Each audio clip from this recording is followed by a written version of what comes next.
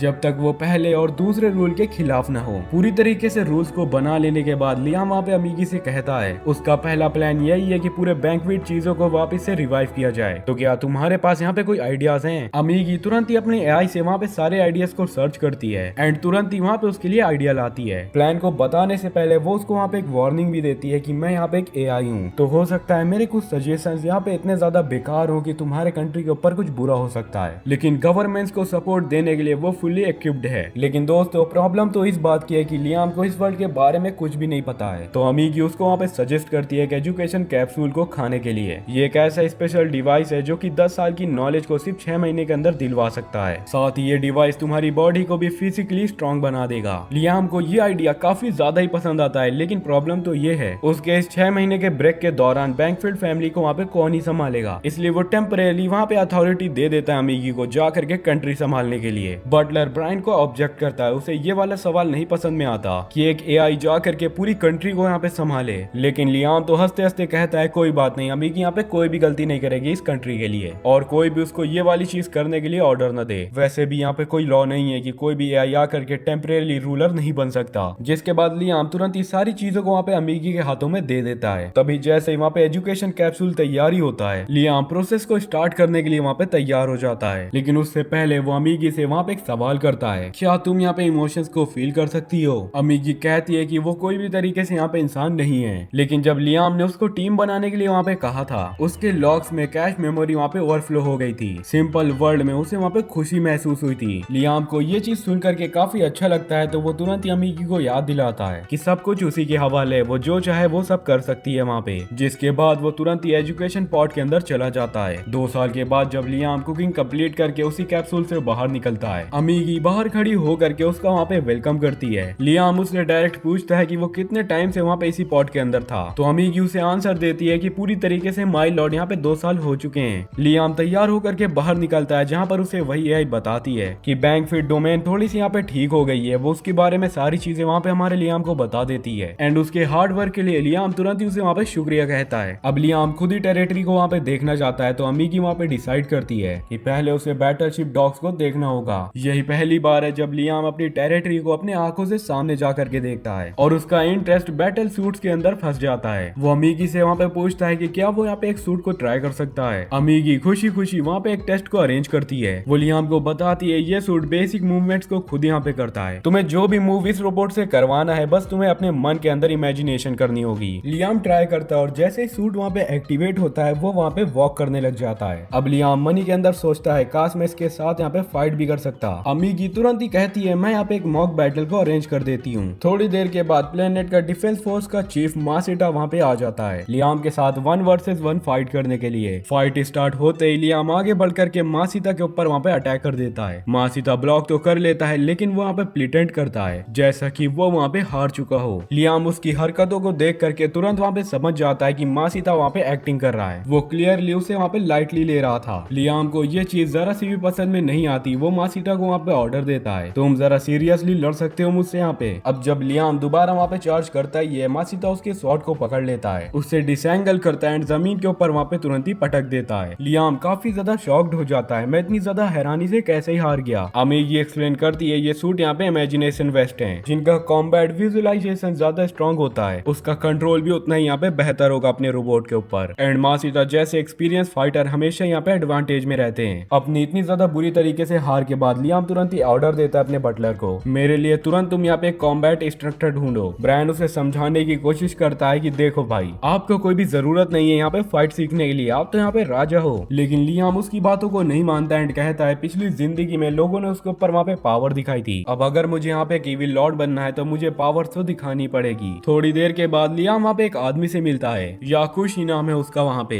And वो way of the flash का master है। लियाम काफी एक्साइटेड हो जाता है, उसे लगता है कि वो बिल्कुल यहाँ पे मास्टर बन जाएगा। वो अपने आप को जा करके इंट्रोड्यूस करता है और याशुशी से कहता है कि आप मेरे सेंसेई बन सकते हो मुझे ये चीज को सिखाने के लिए। याशुशी एग्री कर जाता है लेकिन अबीगी तो थोड़ा सा वहाँ पे डाउटफुल होती है, उसे याशुशी थोड़ा सा शहरी लगता है। लियाम भी मानता है कि याशुशी थोड़ा सा यहाँ पे सस्पिशियस है, लेकिन वो तो एकदम समुराई की तरह दिखाई देता है, इसका मतलब वो यहाँ पे मुझसे लॉयल रहेगा। और बस वही चीज काफी है यहाँ पे लियाम के लिए। अमीगी तो फाइनली अब वहाँ पे एग्री कर चुकी थी, पर तभी वो कहती है एटलीस्ट तुम यहाँ पे एक डेमोन्स्ट्रेशन तो करवा ही लो। तभी लियाम कहता है ठीक है, जिसके बाद याशुशी उसे ले जाता है एक जंगल के क्लियरिंग में, जहाँ पर की पहले से कई ट्रेनिंग पोस्ट लगे हुए होते हैं। ट्रेनिंग को शुरू करने से पहले याशुशी लियाम से बताता है कि अब वो अपनी एक सीक्रेट टेक्निक को वहाँ पे दिखाने जा रहा है, the way of the flash, and ये पहली और आखिरी बार होगा जबकि वो उसे यहाँ पे दिखाएगा। लियाम तुरंत ही सीरियस हो जाता है एंड उसे लगातार वहाँ पे ऑब्जर्व कर रहा होता है ताकि बाद में उसको प्रॉपरली एनालाइज करके उसे यहाँ पे एग्जीक्यूट कर पाए। वो अमागी से कहता है तुम लगातार यहाँ पे पूरा डेमो रिकॉर्ड करो। याशुशी अपनी पोजीशन ले लेता है एंड अपनी आधी तलवार को भी बाहर निकालता है, फिर उसे वापस शीट के अंदर वहाँ पे डाल देता है। अगले सेकंड सारी लकड़ियां जो कि लगातार वहाँ पे लगी हुई थी वो बीच से टूट करके वहाँ पे गिरने लग जाती हैं। लियाम का तो मुंह वहाँ पे खुला का खुला रह जाता है, अरे भाई ये हो क्या रहा है, इतना फास्ट आखिरकार कोई कैसे यहाँ पे मूव कर सकता है। वो तुरंत अमागी से कहता है वीडियो को तुम जल्दी यहाँ पे स्लो मोशन में चलाओ, मुझे देखना है कि याशुशी ने यहाँ पे आखिरकार कैसी टेक्निक करी है। लेकिन जितना भी यहाँ पे स्लो करे रिकॉर्डिंग में कहीं भी नहीं दिख रहा कि उसने कैसे काटा उनको जा करके। लियाम अज्यूम करता है कि याशुशी की स्पीड इतनी ज्यादा तेज थी, इवन अमागी के हाई स्पीड कैमरा भी उसको वहाँ पे कैप्चर नहीं कर पाया। अब लियाम और भी ज्यादा वहाँ पे इम्प्रेस हो जाता है, ये बंदा तो लिटरली यहाँ पे कमाल का है। वो याशुशी से कहता है कि वो उसका चेला बनना चाहता है, लेकिन रात को असली सच वहाँ पे सबके सामने आ जाता है। याशुशी वापस से वहाँ पे उसी ग्राउंड में जाता है एंड जा करके कहता है लड़के ने सच में इतनी आसान सी ट्रिक के ऊपर यहाँ पे बिलीव कर लिया, उसने तो पिलर्स पहले से ही वहाँ पे काटे हुए थे ताकि जब वो वहाँ पे आ जाए तो उसको ऐसा काट करके अपना धौस वहाँ पे वो दिखा सके। अब वो लियाम से काफी भर भर के पैसा लेगा बिना किसी वहाँ पे मेहनत करे। इस बीच हमारी कहानी वहाँ पे शिफ्ट होती है। प्रिंसेस लियाना गोस पायरेट लीडर से पीस मीटिंग करने के लिए वहाँ पे जा रही होती है। गोस ने खुद ही वहाँ पे ट्रूस को प्रपोज किया था, लेकिन जैसे ही क्रिस्टियाना वहाँ पे पहुंचती है गोस वहाँ पे कहता है तू कितनी बड़ी यहाँ पे बेवकूफ है जो कि अकेली यहाँ पे अचानक से चली आई है। क्रिस्टियाना सैवेजली वहाँ पे रिप्लाई करती है मैं यहाँ पे अकेली नहीं हूँ, अगर कुछ भी किया तो अलायंस की पूरी स्पेशल टीम तुम्हारी टीम को यहाँ पे निस्तो नाबूद कर देगी। ये एक पावर मूव था, लेकिन गोस तो वहाँ पे डरेगा नहीं, उसको पता है कि अलायंस ऑलरेडी उसके साइड पर है। तभी अचानक क्रिस्टियाना को वहाँ पे रिपोर्ट मिलती है पायरेट्स उसके होम टाउन तक पहुंच चुके हैं। वो हैरान हो जाती है, ये तो यहाँ पे इम्पॉसिबल सी बात थी, प्लेनेट के डिफेंस एज इतने ज्यादा स्ट्रॉन्ग थे। गोस्ट वहाँ पे सारी बातों को रिवील कर देता है, तुम्हारी अलायंस यहाँ पे परफेक्ट नहीं है, मैंने तुम्हारे कुछ मेंबर्स को वहाँ पे ऑफर दिया था और वो तुरंत ही तुम्हारा साथ वहाँ पे छोड़ करके मेरे साथ हो गए। अब क्रिस्टियाना के शिप के अराउंड जितनी भी अलायंस शिप्स हैं सबके सब कैनन्स उसी के ऊपर वहाँ पे पॉइंट कर रहे हैं। क्रिस्टियाना शॉक के ऊपर होती है, मेरी ही आर्मी मेरे खिलाफ हो गई यहाँ पे। अब उसके पास कोई ऑप्शंस नहीं बचते हैं, उसे गोस्ट की कंडीशंस वहाँ पे सुननी पड़ती हैं। वापस लियाम के प्लेनेट में 3 साल यहाँ पे पूरी तरीके से गुजर चुके हैं, यहाँ पे उसी बेस्टर्ड मास्टर के पीछे ट्रेनिंग करते हुए। लियाम फुल्ली एग्जॉस्टेड है, लेकिन फिर भी वो वहाँ पे ट्रेनिंग को कर रहा है, लेकिन फिर भी वो वाले मूव को वो वहाँ पे नहीं सीख पाया। लेकिन अमागी तो यहाँ पे एआई है जिसके वजह से उसे स्वॉर्ड के बारे में ज्यादा पता नहीं होता। 3 साल से याशुशी सिर्फ बेसिक स्वॉर्डमैनशिप वहाँ पे उसे सिखा रहा है। लियाम बोर हो चुका है, अमागी कहती है तुम तो बेसिक्स को यहाँ पे मास्टर कर चुके हो और तुम्हारा फाइटिंग लेवल पहले से भी काफी ज्यादा इंक्रीज हो चुका है। लेकिन लियाम तो बोर्ड टोन में कहता है मुझे बेसिक्स की जरूरत नहीं है, मुझे एक कूल कूल फ्लैशी मूव चाहिए जिसका कि मैं यूज करके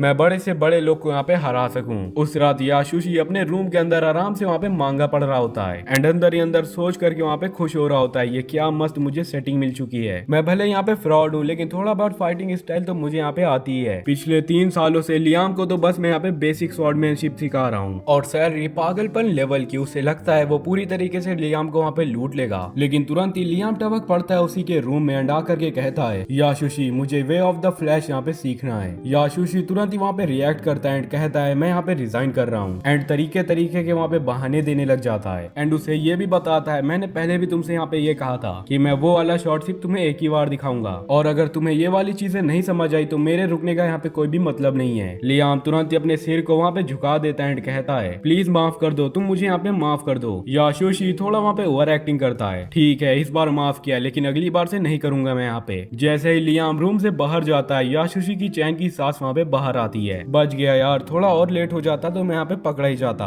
असली बात तो ये है कि उसे वे ऑफ द फ्लैश खुद भी यहाँ पे नहीं आता, वो बस एक्टिंग कर रहा था और अभी तक उसकी बस वहाँ पे नौटंकी ही चल रही है। फिर अचानक लियाम वापस से वहाँ पे आ जाता है रूम के अंदर। याशुशी की तो वहाँ पे फट जाती है, कहीं सुन तो नहीं लिया इसने ये सारी बातें मेरी। लेकिन लियाम तो सिर्फ एक चीज को कहने आया था, कल मुझे थोड़ा सा काम है इस वजह से मैं यहाँ पे ट्रेनिंग में नहीं आऊंगा। दूसरी तरफ प्रिंसेस क्रिस्टियाना यहाँ पे घोस्ट पायरस के अरेस्ट के अंदर होती है और उसे कैप्टन घोस्ट के रूम के अंदर बंद रखा गया है। क्रिस्टियाना पूछती है आखिरकार तुम मेरे साथ क्या ही करने वाले हो। घोस्ट स्माइल करता है एंड कहता है कुछ नहीं, मैं तो बस तुम्हें यहाँ पे एक फ्रंट तो सीट देना चाहता हूँ वहाँ पे धमाके के लिए। क्रिस्टियाना वहाँ पे काफी ज्यादा कंफ्यूज होती है लेकिन तभी घोस्ट उसे वहाँ पे ऑर्डर देता है सारे घोस्ट वासियों तुरंत ही टारगेट करो क्रिस्टियाना के प्लेनेट के ऊपर। क्रिस्टियाना वहाँ पे समझ जाती है कि वो उसके प्लेनेट को वहाँ पे उड़ाने वाला है। वो घुटनों के ऊपर गिर जाती है एंड कहती है प्लीज तुम यहाँ पे रुक जाओ, ऐसा मत करो। लेकिन घोस्ट तो यहाँ पे रुथलेस है, वो तुरंत ही कमांड दे देता है फायर, किसी को भी मत छोड़ना तुम लोग यहाँ पे। और अब क्रिस्टियाना अपनी आंखों से देखती है कि उसका पूरा प्लेनेट उसी के सामने वहाँ पे बर्बाद हो जाता है। इधर वापस अपने लियाम के प्लेनेट में वो अभी भी फ्रस्ट्रेटेड है कि अभी तक उसे वे ऑफ द फ्लैश क्यों नहीं सीखने में मिला, लेकिन उसके लॉर्ड वाले ड्यूटीज भी तो हैं। वो अमानगी से आकर के कहता है मंथली सारी रिपोर्ट तुम मुझे यहाँ पे दिखाओ। अमानगी आकर के कुछ चार्ट्स और ग्राफ को वहाँ पे दिखा देती है। प्रोडक्शन सेक्टर वहाँ पे ठीक ठाक ही ग्रोथ कर रहा है पर डेट अभी भी वहीं की वहीं है। लियाम अभी भी वहाँ पे इम्प्रेस्ड है, थैंक गॉड मैंने ये सारी चीजें इस एआई को दी थी। लेकिन अमागी वहाँ पे सच बोल देती है, ग्रोथ रेट एक्सपेक्टेड से यहाँ पे स्लो है। उन्होंने वेलफेयर प्रोग्राम में हैवी इन्वेस्टमेंट की थी लेकिन रिटर्न तो 0 के बराबर आया, मतलब कि पूरा टोटल लॉस। लियाम कहता है मुझे ला करके तुरंत ही फाइनेंशियल रिपोर्ट दिखाओ। यहाँ पर लियाम का पुराना अकाउंटेंट मोड ऑन हो जाता है। एक ही झलक में वो यहाँ पे पकड़ लेता है कहानी के अंदर कुछ तो यहाँ पे ट्विस्ट है। वो आमागी से कहता है जो भी इस प्रोग्राम का यहाँ पे हेड है उसे तुम तत्काल यहाँ पे बुलवाओ मेरे सामने। थोड़ी देर में बंदर सी शक्ल का एक बंदा आ जाता है। लियाम सीधा पॉइंट पर बात करता है, अगर तुझे कुछ भी यहाँ पे बोलना है तो अभी बोल, वरना बाद में सिर्फ पनिशमेंट ही मिलेगी, मैं तुझे पटक पटक के यहाँ पे मारूंगा। वो नोबल बंदा शक्ल पर तो इनोसेंट बनने की पूरी कोशिश करे जा रहा था, मुझे क्या पता था माय लॉर्ड, लेकिन लियाम तो हमारा पुराना खिलाड़ी है। तभी लियाम उससे कहता है तूने इतनी ज्यादा इनवॉइस में क्यों जुगाड़ लगाया है, मैं बहुत पुराना अकाउंटेंट हूँ यहाँ पे, 10 सालों से मैं यही काम करता आ रहा हूँ। दोस्तों उसने इनवॉइस के अंदर इतना ज्यादा जुगाड़ लगा करके रखा हुआ था कि कोई भी अगर नया बंदा होता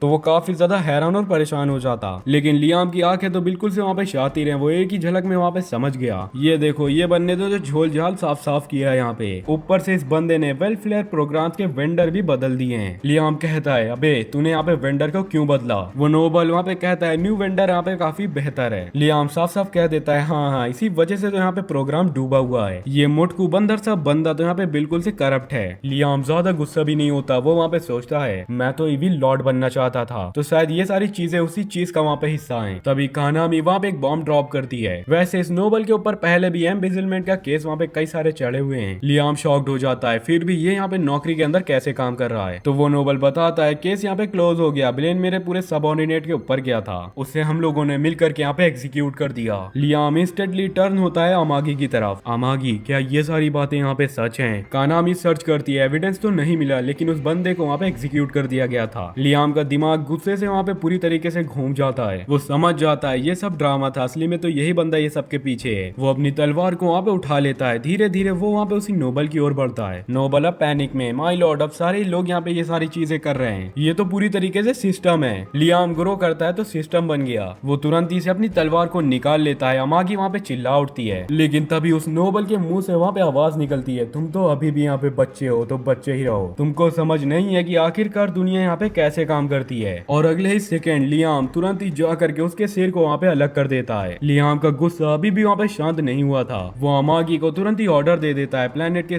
सारे नोबल्स को तुम जा करके इन्वेस्टिगेट करो, जो भी करप्ट निकले सबको तुम लोग यहाँ पे एग्जीक्यूट कर दो। अमागी सॉफ्टली कहती है, माय लॉर्ड प्लीज पहले आप यहाँ पे शांत हो जाओ। ये लियाम का पहला मर्डर था, उसका हाथ वहाँ पे तलवार से चिपका हुआ था, नर्व सिस्टम वहाँ पे फ्रीज हो गया। अमागी आ करके सॉफ्टली उसका हाथ वहाँ पे उसी शॉट से हटाती है। Deep breath Liam sir, you are not a monster. फिर आहिस्ता आहिस्ता उसे एक्सप्लेन करती है कि अगर आप सारे के सारे नोबल्स को यहाँ पे मार दोगे तो प्लेनेट चलाने वाला कोई भी यहाँ पे नहीं बचेगा सर। लियाम थोड़ा सा सोचता है, अमागी वहाँ पे प्रेफर करती है हम लोग कुछ लॉयल डॉग्स को यहाँ पे सर्व करते हैं उसी काम के लिए, आर्टिफिशियल ऑफिसेंस। लियाम कहता है ठीक है, मैं तुम्हारे ऊपर यहाँ पे भरोसा करता हूँ। थोड़े टाइम के बाद लियाम वहाँ पे लोडिंग वे में होता है। स्वॉर्ड फाइटिंग के बेसिक सब उसके ब्लड के अंदर वहाँ पे घुस चुके हैं। अब वो बैटल सूट को वहाँ पे ट्राई करना चाहता है, लेकिन जैसे ही वो वहाँ पे रेडी होता है याशुशी आकर के वहाँ पे टपक जाता है। वो कहता है अगर तू यहाँ पे एक बड़ा वॉरियर बनना चाहता है तो ऑटोमेटिक सूट को यहाँ पे बंद करो यूज करना। लियाम सीधा उसी से पूछता है कि क्या और कोई ऑप्शन है यहाँ पे। वो समुराई कहता है एक सूट है जो कि फुली तुम्हें यहाँ पे समुराई बनाएगा, और तो और वो वहाँ पे मैनुअल है पर आज तक उसे कोई भी वहाँ पे यूज नहीं कर पाया। लियाम का एक्सप्रेशन चैलेंज एक्सेप्टेड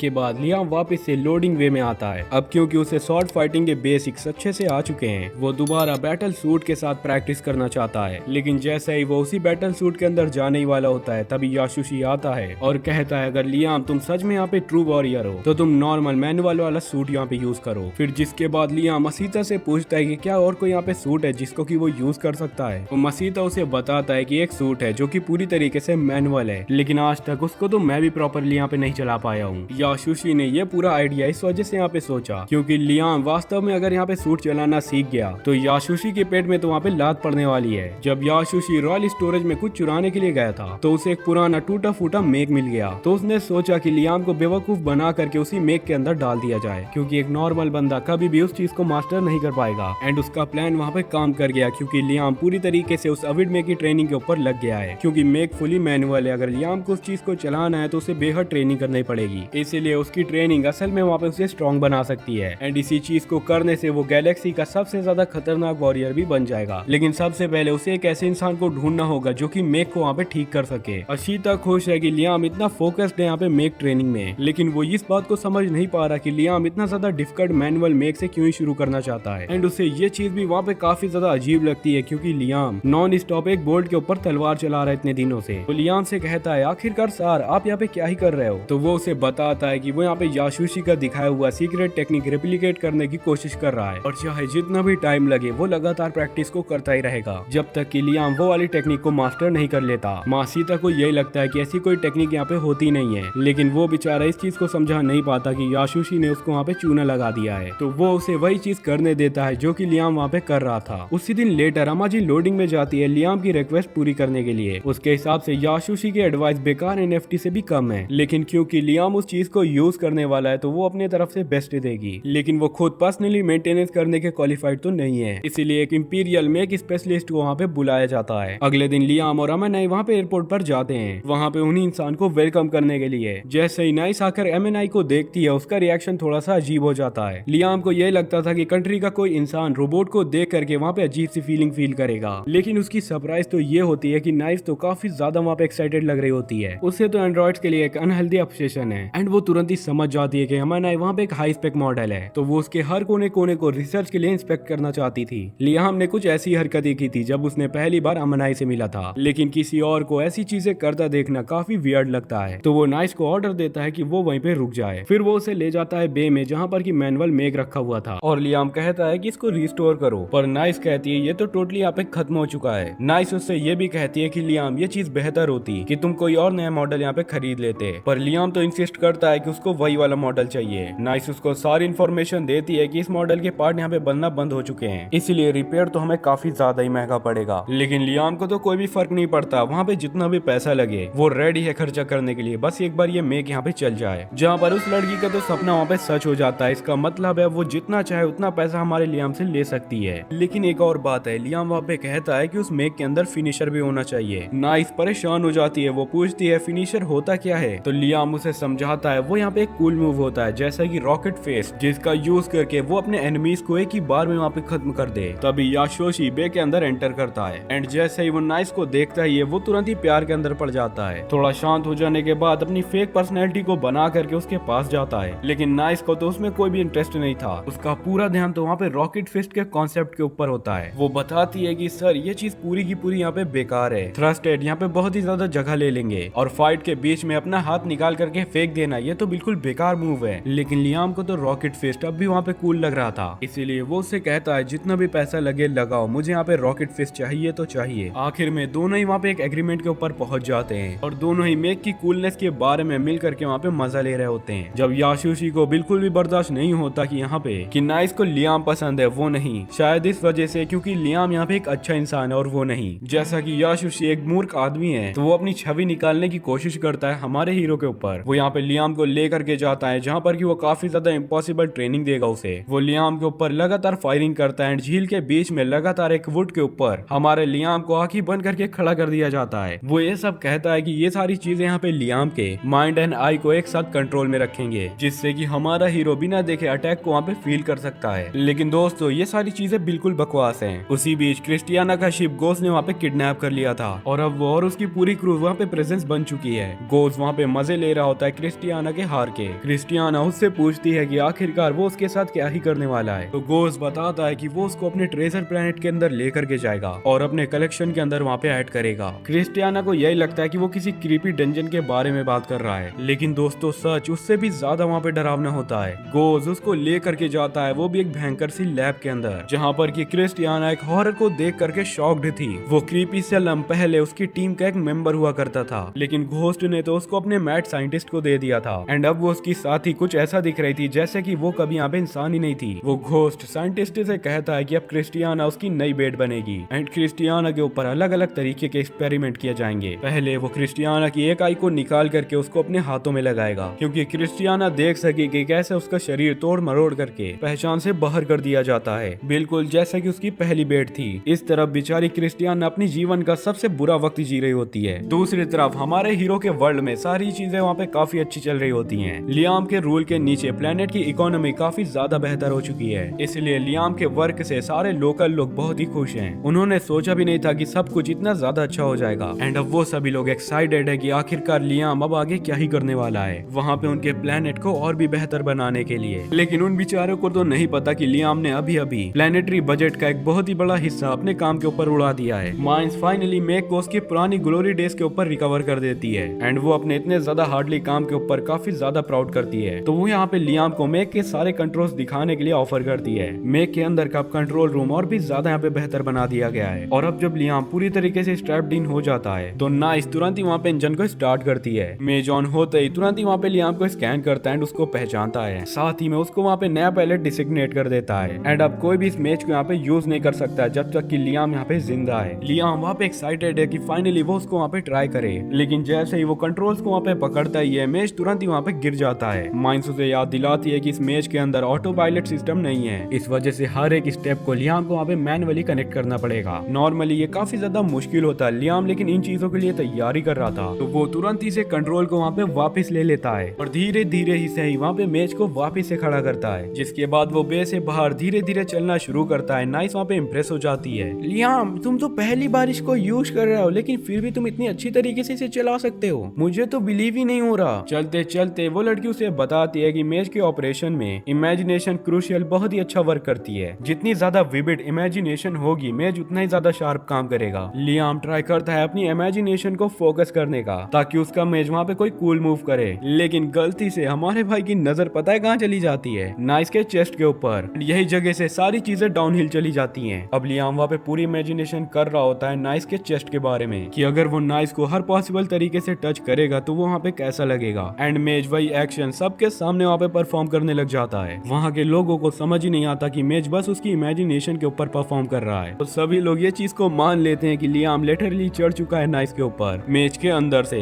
याशुशी ये सारी हरकतों को सोच करके गुस्से से वहाँ पे पागल हो जाता है। उससे यही लगता है कि लियाम ने उसके पेट के ऊपर वापस से लात मार दिया, मतलब कि उसकी क्रश को उसने छीन लिया। जबकि मासीटा थोड़ा सा रिलैक्स्ड फील करता है, वो कह रहा होता है फाइनली मेरे प्रिंस ने इंसानों के ऊपर तो यहाँ पे इंटरेस्ट दिखाया, नहीं तो मैं तो पागल ही हो रहा रहा था कि इसको यहाँ पे एआई पसंद है। लियाम ट्राई करता है कुछ समझाने का ताकि नैश उसे परवेंट ना समझे, लेकिन तब तक मेज तो पेल्विक थ्रस्ट करना भी वहाँ पे शुरू कर देता है। एंड फिर जिसके बाद गाइस आपको भी पता है कोई भी एक्सप्लेनेशन वहाँ पे काम ही नहीं आता। बदले में याशुशी दोबारा से लियाम के ऊपर टेनिस बॉल्स को फेंकता है, जिसके बाद लियाम वापस से अपने रेगुलर ट्रेनिंग के ऊपर लग जाता है। वो बाहर way of the flash technique की प्रैक्टिस कर रहा था, लेकिन वो जितनी भी शॉर्ट स्विंग कर ले वो पोस्ट को दूर से कट नहीं कर पाता। अब उसे यही फील होने लग जाता है कि शायद उसके अंदर स्वॉर्डमैनशिप का टैलेंट ही नहीं है। तभी अमान जी वहाँ पे आती है एंड उसे ये चीज को फील करने से वहाँ पे रोकती है। वो उसे समझाती है कि प्रॉब्लम तुम्हारे अंदर नहीं है लियाम, बल्कि याशुशी और उसकी बेकार सी टीचिंग के ऊपर प्रॉब्लम है। और जो अंधा ट्रस्ट लियाम वहाँ पे उसके ऊपर करता है वो भी यहाँ पे एक बड़ा इशू है। लेकिन जब लियाम फेथ इन याशुशी सुनता है तो उसे यही लगता है कि अम्मा जी यही कह रही है कि उसके टीचर के ऊपर उसका फेथ पूरा नहीं है। उसके लिए ये मान लेना बिल्कुल इम्पॉसिबल है कि याशुशी उससे झूठ बोल सकता है या फिर गलत हो सकता है। इसलिए लियाम यही सोचता है कि उसकी गलती ये सारी चीजें यहाँ पे उसकी सोचने में हो रही हैं, याशुशी की नहीं। तभी लियाम को अचानक से याद आता है कि इस दुनिया के अंदर तो यहाँ पे मैजिक भी एग्जिस्ट करता है, चाहे बिना टच किए किसी पोस्ट को स्लाइस करना फिजिकली यहाँ पे इम्पॉसिबल लगे, लेकिन मैजिक के वजह से ये चीज तो यहाँ पे पॉसिबल हो सकती है। ये रियलाइजेशन हमारे लियाम के ट्रेनिंग में एक बड़ा ब्रेक थ्रू बन जाता है। अगले कुछ महीने वो लगातार मैजिक के साथ स्लैशिंग प्रैक्टिस को करता रहता है, जब तक एक दिन वो याशुशी को बुलाता है ताकि वो उसको दिखा पाए कि उसने यहाँ पे क्या चीज को अचीव किया है। लियाम याशुशी से कहता है कि उसने finally the way of the flash को मास्टर कर लिया है, लेकिन याशुशी को लगता है ये तो हो ही नहीं सकता, ये चीज तो एग्जिस्ट नहीं करती, तो ये महाशय कहाँ से सीख जाएंगे भाई। तो वो यही चीज को एक्सपेक्ट करता है कि लियाम एक बार फिर वहाँ पे फेल होगा। लेकिन जैसे ही लियाम वहाँ पे अपनी शॉट को निकालता है वो एक कंसंट्रेटेड मैजिक फ्लो को वहाँ पे बाहर फेंकता है, जो तो दूर से ही पोस्ट को वहाँ पे आधा कर देती है। याशुशी तो अपनी आंखों के ऊपर भरोसा नहीं रख पा रहा, लेकिन अपने मास्टर वाली इमेज को बरकरार रखने के लिए वो लियाम से कहता है कि उसने बहुत अच्छा काम किया है, लेकिन टेक्निक को सच में मास्टर करने के लिए अभी भी बहुत कुछ सीखना बाकी है। याशुशी वहाँ से चला जाता है, लेकिन अंदर ही अंदर वो यहाँ पे घबरा चुका है, क्योंकि लियाम ट्रेनिंग में सच में एक मास्टर है। इतने सालों तक याशुशी उससे वे ऑफ द फ्लैश के बारे में झूठ बोलता रहा, लेकिन फिर भी लियाम ने किसी न किसी तरीके से उसी टेक्निक को अचीव कर लिया। थोड़ी समय के बाद लियाम को पता चलता है कि उसके एक रिसोर्स प्लेनेट के ऊपर कुछ पायरेट्स ने आकर के हमला कर दिया है। ये वही प्लेनेट है जो कि बैंकफील्ड चलते के दौरान इसी प्लेनेट को इम्प्लिमेंट नहीं किया गया था। बस इसी वजह से एम्पायर ने उसे यहाँ पे नहीं लिया, क्योंकि वहाँ का एनवायरनमेंट बहुत ही खराब है और माइनिंग बहुत ही मुश्किल। इसी वजह से उन्हें लगा कि ये प्लेनेट यहाँ पे कोई भी काम का नहीं है। लेकिन अमागी ने कुछ प्लांट्स को वहाँ पे सेटअप किया था ताकि वहाँ से एक्स्ट्रा इनकम को जनरेट किया जा सके। अब वही प्लांट पायरेट्स का टारगेट बन चुका है और बैंकफील्ड आर्मी जा करके वहीं पे उनसे लड़ाई कर रही है। लेकिन यहाँ पे हमारे हीरो को लगता है कि वो लोग ज्यादा देर तक वहाँ पे टिक नहीं पाएंगे। लियाम अमागी से पूछता है कि क्या उसके पास कोई बैटल प्लान है। अमागी सजेस्ट करती है कि वो दोनों प्लेनेट के ब्लाइंड स्पॉट से जा करके हमला करे, जिससे कि पायरेट्स वहाँ पे सरप्राइज हो जाएं। लियाम को ये वाला आइडिया पसंद आता है एंड वो तुरंत ही अपनी आर्मी को ऑर्डर दे देता है वो लोग ऑर्बिट के अंदर पायरेट फोर्सेस को रोकें, जब तक वो खुद पर्सनली प्लेनेट की यहाँ पे रक्षा करेगा। माशिता कोशिश करता है उसको वहाँ पे मना करने की, क्योंकि एक लॉर्ड के लिए फ्रंट लाइन के अंदर लड़ना बहुत ही डेंजरस होता है। लेकिन लियाम बोल पड़ता है वो किसी को भी अपना माल चुराने नहीं देगा, साथ ही उसे अपने नए स्किल्स को भी दिखाने का मन है। लियाम और उसकी बची हुई फ्लीट जल्दी वहाँ पे रिसोर्स प्लेनेट के ऊपर पहुंच जाते हैं एंड अमागी रेल क्लाइन को वहाँ पे रेडी करती है, जिसके अंदर के लियाम का खुद का मेक वहाँ पे लोड किया जाता है। जैसे ही कैनन क्लाइम होती है अमागी लियाम को इन्फॉर्म कर देती है उसे प्लेनेट की सरफेस की तरफ हाई स्पीड में ले जा करके लॉन्च किया जा रहा है। तब पायरेट्स वहाँ के लास्ट प्लेनेटरी रिसोर्स को जा करके डिस्ट्रॉय कर रहे होते हैं। तभी अचानक उनमें से कोई एक को कोई हवा से आकर के उड़ा देता है। पायरेट्स पलट करके देखते हैं कि आखिरकार ये हमला किसने किया। तभी लियाम वहाँ पे डिसलैंड करता है उनके ऊपर। लियाम तो वहाँ पे एक पायरेट के बीच से 2 टुकड़े करके फेंक देता है। बाकी के बचे सारे पायरेट्स अलग अलग हो जाते हैं, छुपने की वहाँ पे जगह ढूंढते हैं ताकि वह लोग लियाम को सराउंड कर सकें। लेकिन जैसे ही 2 पायरेट्स पीछे से जा करके लियाम को अटैक करने के लिए जाते हैं, लियाम उनको फील कर लेता है और तुरंत दोनों को वहाँ पे काट देता है। वो उन्हें आंखों से तो नहीं देख सकता था, लेकिन याशुशी के टेनिस बॉल वाले टॉर्चर ने उसको पूरी तरीके से अंधा होकर के लड़ना सिखा दिया था। तभी एक ग्रुप ऑफ पायरेट लियाम के ऊपर लेजर अटैक करते हैं। तो लियाम भी डिसाइड करता है कि वो वही करेगा। वो अपनी तलवार को शीट करता है ताकि एक लेजर कैनन को समन कर सके। फिर वो लेफ्ट और राइट सब जगह वहाँ पे ब्लास्ट करना शुरू कर देता है, जिससे कि पायरेट्स डिसाइड करते हैं कि उन्हें एक साथ मिल करके इसके ऊपर हमला करना होगा। लेकिन गलती से वो सभी पायरेट्स एक परफेक्ट लाइन के अंदर आ जाते हैं, बिल्कुल सही मूवमेंट फॉर हमारे लियाम के लिए, एक अच्छा और परफेक्ट अटैक लॉन्च करने के लिए। एंड हमारा हीरो भी वैसे ही करता है। वो तुरंत ही से अपनी स्वॉर्ड को निकालता है एंड अपने माना के फ्लैश के साथ पायरेट आर्मी की आधी आर्मी को तो वहीं पे खत्म कर देता है। पायरेट अब सदमे में, भाई इतने ज्यादा दूर से कोई कैसे ही मार सकता है हमें। एंड अगर वो ऐसा कर सकता है तो ये कहना भी बुरा नहीं होगा कि हमें उससे लड़ना नहीं चाहिए, हमें यहाँ पे भागना होगा। दोस्तों जितने भी लोग वहाँ पे बचे होते हैं वो लोग तुरंत ही तेजी से वहाँ पे भागने लग जाते हैं। लियाम अब डिसअपॉइंटेड होता है कि वो अपनी और भी ज्यादा स्वॉर्ड स्किल को नहीं दिखा पाया, लेकिन वो ये चीज को भी नहीं चाहता कि पायरेट्स इसी तरीके से आ करके चले जाएं। मतलब कि लियाम का कहना है अगर हमारी कंट्री आए हो तो पहल के तो जाओगे ही। तो वो अपने सीक्रेट वेपन का इस्तेमाल करने की कोशिश करता है। वो तेजी से चिल्लाता है रॉकेट फिस्ट एंड अपना हाथ वहाँ पे दौड़ते हुए पायरेट्स की तरफ पॉइंट कर देता है। लेकिन नॉर्मल रॉकेट फिस्ट की तरह नहीं, बल्कि एवेड एक जाइंट एटॉमिक बॉम्ब निकलता है एंड वो गलती से वहाँ पे लॉन्च भी हो जाता है। अभी इस इतने भयंकर अटैक के बाद कोई भी पायलट वहाँ पे जिंदा बचने वाला नहीं था, लेकिन लियाम अभी भी वहाँ पे अपसेट था क्योंकि ये वो चीज नहीं थी जो कि उसने वहाँ पे उसी लड़की से बोला था। उसका मतलब था कूल रॉकेट पंच, ना कोई एटॉमिक बॉम्ब। उसी बीच लियाम को अमागी का एक मैसेज मिलता है। वो माफी मांगती है क्योंकि उसकी वजह से कई सारे पायरेट्स वहाँ से चले गए एंड वो काफी सारे पायरेट्स को मार भी नहीं पाई। 60% पायरेट्स लोग वहाँ पे एस्केप कर चुके हैं, लेकिन अमागी ने 30% पायरेट्स को तो वहाँ पे उड़ा दिया है एंड जितनी भी शिप वहाँ पे बच गई उन लोगों को अपनी कमांडर की आर्मी के अंदर रख लिया गया है। पूरा फोर्स वाइप आउट करना अच्छा होता है, लेकिन लियाम तो वहाँ पे फाइनल रिजल्ट से खुश है। वो तुरंत ही अमागी को थैंक्स बोलता है एंड कहता है कि उसने अच्छा जॉब किया। इधर पायरेट गोस को भी पता चल चुका है कि उसने थोड़ी देर पहले जो यहाँ पे अटैक करवाया था वो सभी के सभी लोग अपने विजन के अंदर वहाँ पे फेल हो चुके हैं, जिसके बाद ये गोस गुस्से से पागल हो चुका है। साइंटिस्ट उसे बताता है कि तुम्हारे कमांडर लोगों ने यहाँ पे उस बैंकफील्ड कंट्री को कम आका था, इसके वजह से वो लोग इतनी बुरी तरीके से हारे हैं। इसके कारण उनको वहाँ पे पीछे हटना पड़ा, वरना तो उनकी पूरी की पूरी फ्लीट वहाँ पे खत्म हो जाती।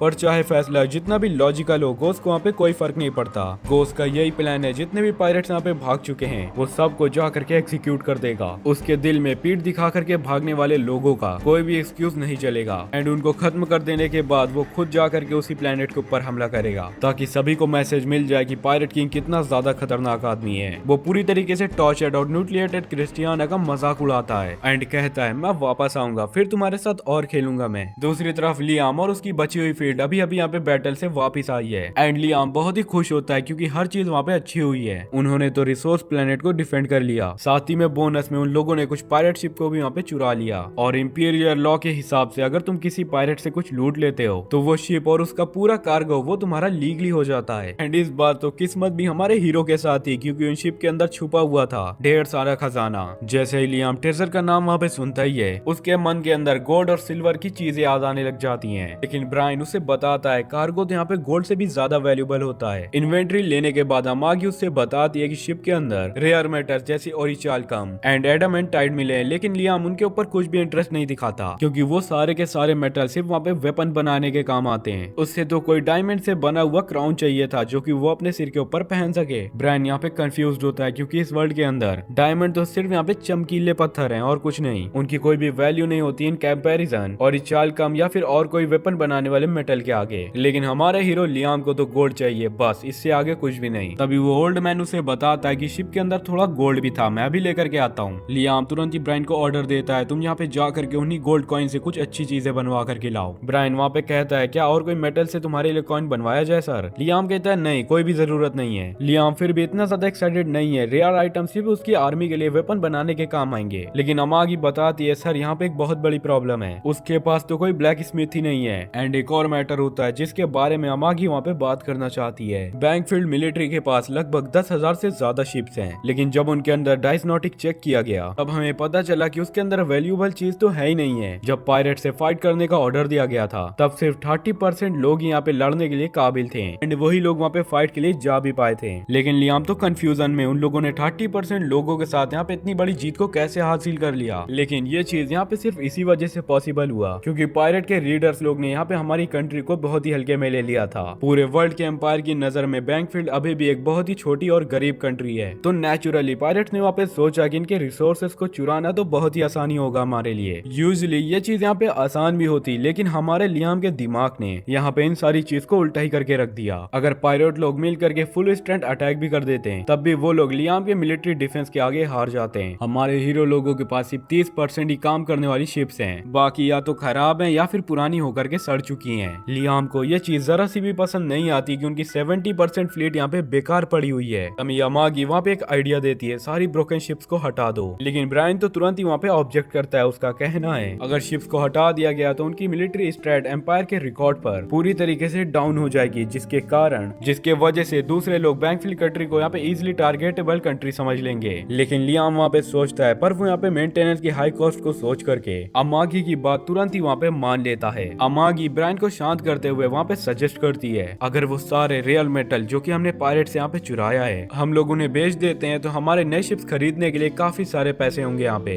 दुनिया के दूसरे कोने में नियाज खड़े होकर के प्रेजेंटेशन दे रही होती है अपने नई वॉरशिप डिजाइन के लिए। वो प्राउडली बता रही होती है कि उसने शिप का आउटपुट 7% से भी ज्यादा बढ़ा दिया है एंड अब वो ज्यादा responsive and easy to remake है। उसका प्रॉमिस है अगर इंपीरियल आर्मी इस शिप को अडॉप्ट करती है तो उनका फ्लीट और भी ज्यादा यहाँ पे पावरफुल बन जाएगा। फिर नेक्स्ट प्रेजेंटेशन होती है ओलिविया की, जो कि एक लग्जरी क्रूज लाइनर जैसा शिप वहाँ पे दिखाती है। वो शिप एक लग्जरी होटल जैसा फील देता है वहाँ पे उसे चलाने वाले को और रहने वाले को, with bars, entertainment zone and कई सारी अच्छी चीजें। मैग्निस के वार करने वाले कॉम्बैट में वो डेफिनेटली बेटर होती है, लेकिन ओलिशिया की शिप में लग्जरी का लेवल एकदम ही हाई था अच्छे लोगों के लिए एंड इतनी ज्यादा लग्जूरियस चीज को देख करके इंपीरियल आर्मी तुरंत ही से उसको चुन लेती है। मैग्नेस वहाँ पे आर्ग्यू करती है कि उसका शिप वहाँ पे ज्यादा स्ट्रॉन्ग है क्योंकि उसने सारे के सारे रिसोर्सेज वहाँ पे कॉम्बैट के लिए लगा दिए थे। पर ओलिविया तो वहाँ पे स्मार्टली कह देती है स्ट्रेंथ सिर्फ पावर से नहीं होती, क्रू के मोराल से भी होती है। अगर क्रू दिन भर की लड़ाई के बाद जा करके बार में आराम कर सके तो उनकी दिन भर की थकान यूं यहाँ पे मिट जाएगी, जिसकी वजह से वो अगले दिन और भी ज्यादा अच्छा लड़ सकते हैं। कॉन्फ्रेंस से बाहर निकलते वक्त ओलिसिया थोड़ा सा वहाँ पे ग्लोट करती है कि एम्पायर ने उसे मैग्नेस पर प्रेफर कर दिया। मैग्नेस प्रेफर करती है कि वो ये वाला बैटल को हार चुकी है, लेकिन वो कसम खाती है कि रियल फाइट में वो अपनी शिप की पावर को दिखा करके रहेगी। लेकिन दोस्तों प्रॉब्लम तो ये है उसने पूरा का पूरा बजट ऑलरेडी इसी प्रोजेक्ट के ऊपर उड़ा दिया है एंड उसके शिप्स किसी ने भी नहीं खरीदे तो उसे यहाँ पे बैंकरप्सी को डील करना पड़ेगा। तभी उसको लेटे लेटे आइडिया आता है लियाम अगर उसने जा करके अपनी शिप को लियाम को बेचा तो वो बैंकरप्ट से भी यहाँ पे बच सकती है।